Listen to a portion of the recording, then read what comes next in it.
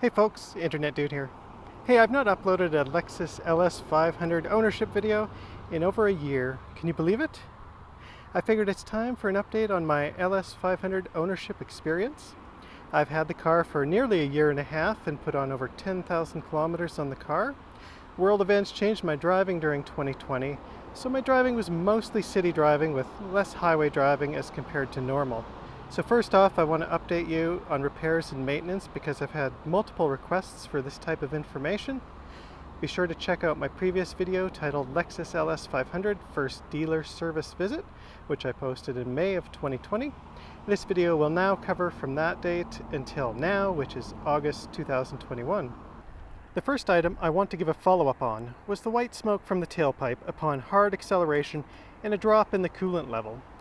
The white smoke does still appear sometimes, and I believe that to be normal condensation in the exhaust due to the turbos. After learning more about the cooling system on this car, I now believe the reason for the dropping coolant level in the reservoir was due to small air pockets being removed from the cooling system. The entire cooling system is fairly complex and includes multiple flow control valves, and since the coolant level stopped dropping, I think that just turned out to be a quirk of this system. The coolant level has been fine since last summer.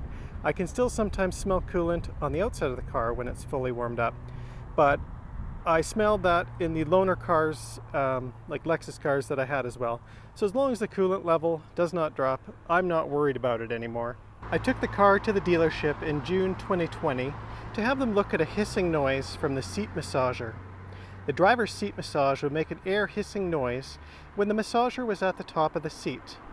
I also mentioned a slight rattle I heard from the heads-up display area, and there was a recall for the low-pressure fuel pump, so parts were ordered for that. The dealer placed a piece of foam in the trim panel which fixed the rattle noise and ordered a replacement seat pad and bag. I returned in July to have the seat massager fixed. They also replaced the driver's seat control module and also replaced the fuel pump as part of that recall. At this point, I was honestly surprised at the number of times I needed to go to the dealership for service. Lexus has a long proven track record for reliability, so I was wondering what the future would hold. At least with Lexus, it's very easy to contact service and get booked in within a week, and I was provided with a loaner vehicle, no questions asked. So as I mentioned, that was June of 2020. Well, my next service visit was in March of 2021 for the regular maintenance, which included a full synthetic oil change, inspection, and tire rotation. The cost for that was $99 plus tax.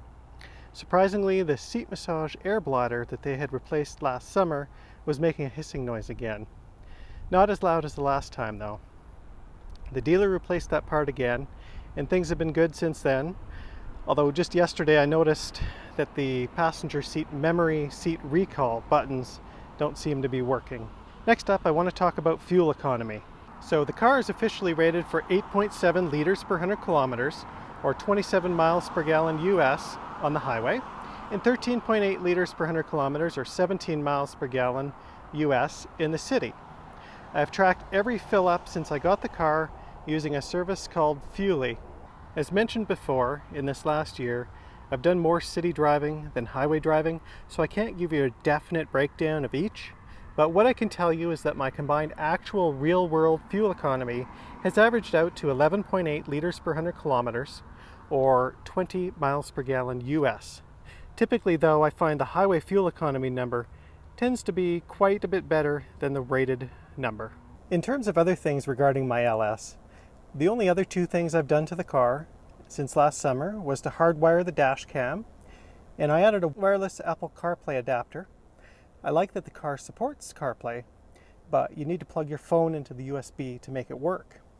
The wireless adapter lets me leave the phone in my pocket. I'll put a link to that unit I bought in the description below in case you want to check it out.